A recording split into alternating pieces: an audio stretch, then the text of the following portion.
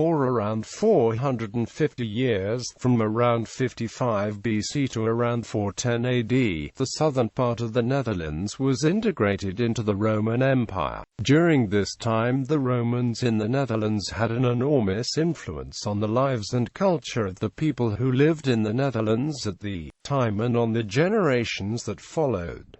Early history. During the Gallic Wars, the area south and west of the Rhine was conquered by Roman forces under Julius Caesar in a series of campaigns from 57 BC to 53 BC. The approximately 450 years of Roman rule that followed would profoundly change the Netherlands. Starting about 15 BC, the Rhine in the Netherlands came to be defended by the Lower Limes Germanicus. After a series of military actions, the Rhine became fixed around 12 AD as Rome's northern frontier on the European mainland. A number of towns and developments would arise along this line.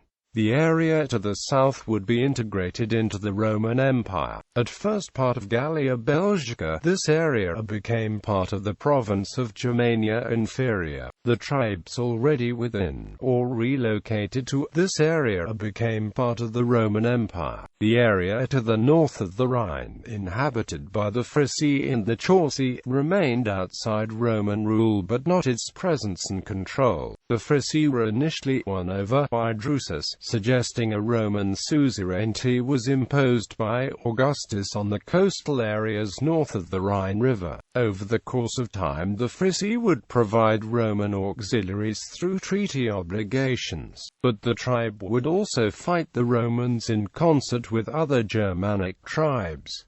Native tribes. During the Gallic Wars, the Belgic area south of the Oude Rijn and west of the Rhine was conquered by Roman forces under Julius Caesar in a series of campaigns from 57 BC to 53 BC. He established the principle that this river, which runs through the Netherlands, defined a natural boundary between Gaul and Germania Magna. But the Rhine was not a strong border, and he made it clear that there was a part of Belgic Gaul where many of the local tribes were Germani Cisrhenani, or in other cases, of mixed origin. The approximately 450 years of Roman rule that followed would profoundly change the area that would become the Netherlands. Very often this involved large-scale conflict with the Free Germans over the Rhine. When Caesar arrived, various tribes were located in the area of the Netherlands, residing in the inhabitable higher parts, especially in the east and south. These tribes did not leave behind written records, so all the information known about them during this pre-Roman period is based on what the Romans and Greeks wrote about them. Julius Caesar himself, in his Commentariide Bello Gallico, wrote in detail only about the southern area which he conquered. Two tribes who he described as living in what is now the Netherlands were the Menapi, a Belgic tribe who stretched from the Flemish coast through the south of the river deltas, and as far as the modern German border. In terms of modern Dutch provinces, this means at least the south of Zeeland, at least the north of North Brabant, at least the southeast of Gelderland, and possible the south of South Holland. In later Roman times this territory seems to have been divided or reduced, so that it became mainly contained in what is now western Belgium. The Iberwans, the largest of the Germani Cisrhenani group, whose territories stretched, covered a large area between the rivers Maas and Rhine, and also apparently stretched close to the delta, giving them a border with the Menapi.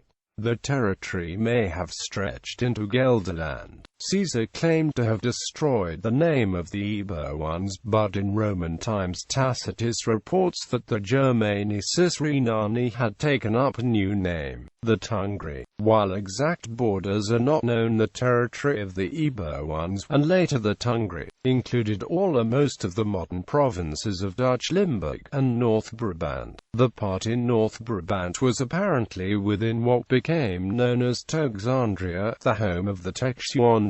The Ambiveriti were apparently a smaller tribe, perhaps part of the Iberwans or Menapi, who Caesar mentions in passing as living west of the Maas, and their therefore somewhere in or near North Brabant.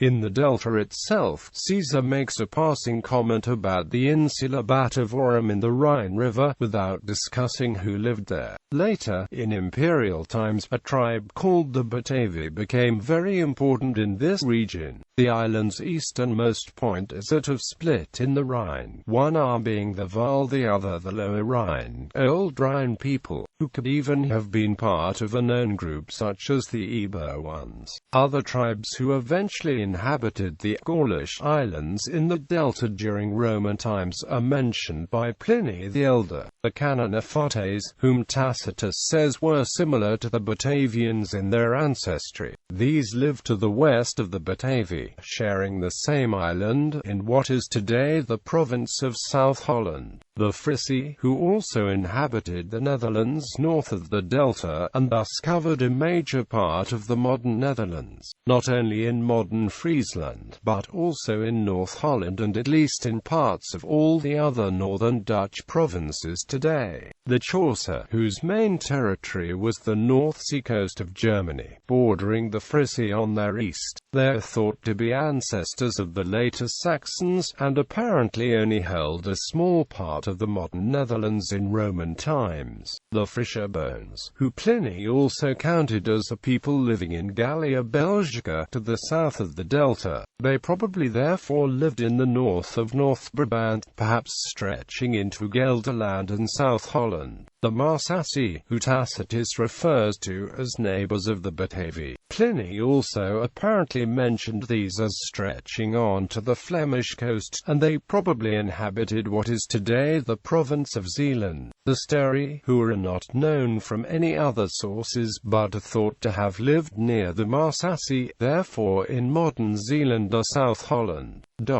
Is mentioned above. The northern Netherlands, above the Old Rhine, was dominated by the Frisi, with perhaps a small penetration of Chaucer, while this area was not officially part of the empire for any long periods.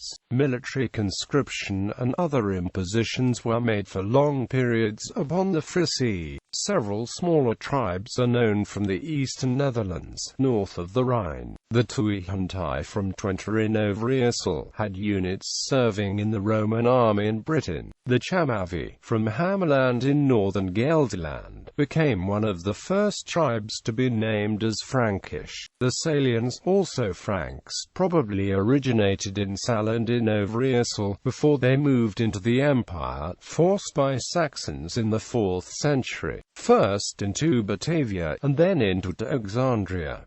South of the Chamavi and on the Rhine the Usurpates lived for some time. Caesar reported that them already in his time as newcomers from the east. Eventually they appear to have been forced southeast under pressure from the Frankish Chamavian Chachurii.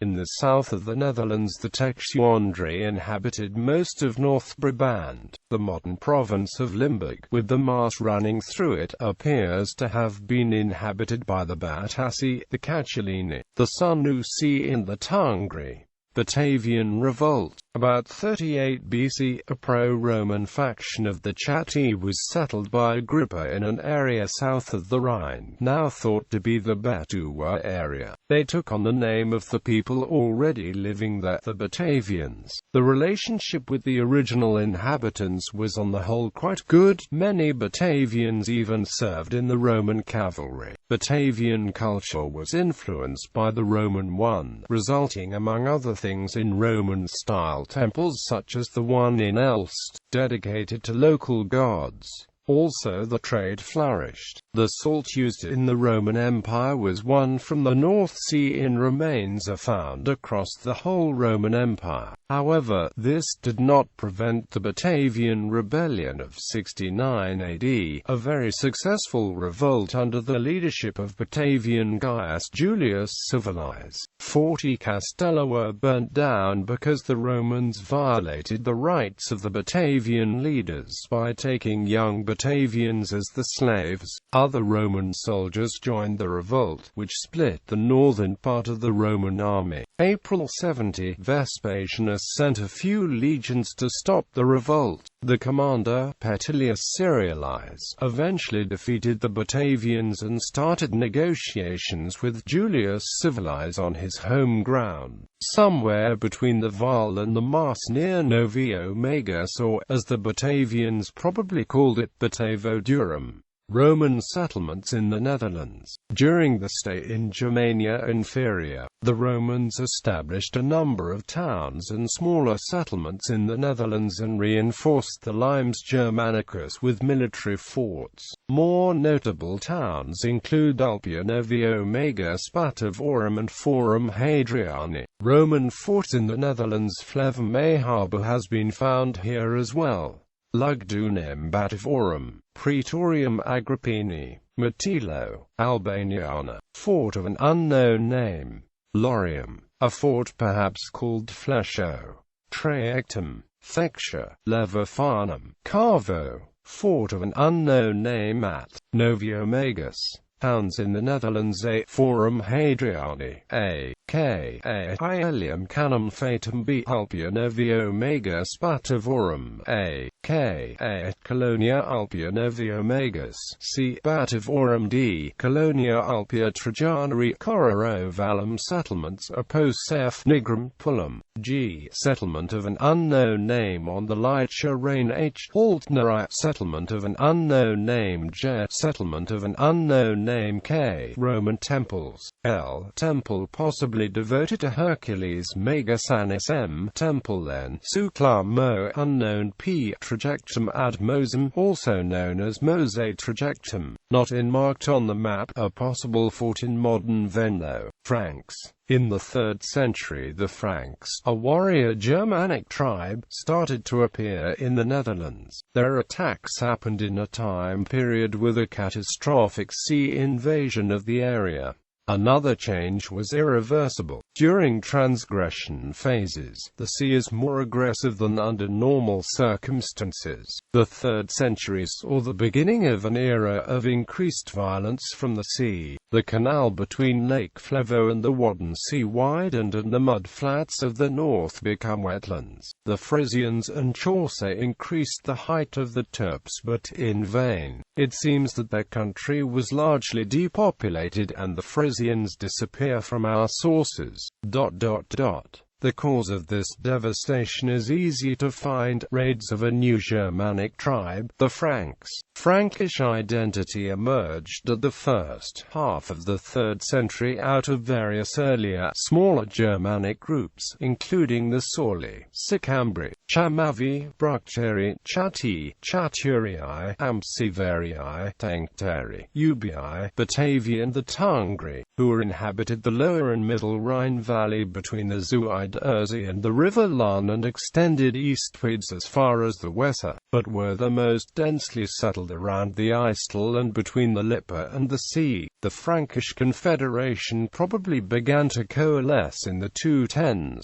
Franks appear in Roman texts as both allies and enemies. Around 310, the Franks had the region of the Scheldt River under control, and were raiding the Channel, disrupting transportation to Britain. Roman forces pacified the region, but did not expel the Franks, who continued to be feared as pirates along the shores at least until the time of Julian the Apostate, when Salian Franks were granted to settle as foederati in Alexandria, according to Ammianus Marcellinus.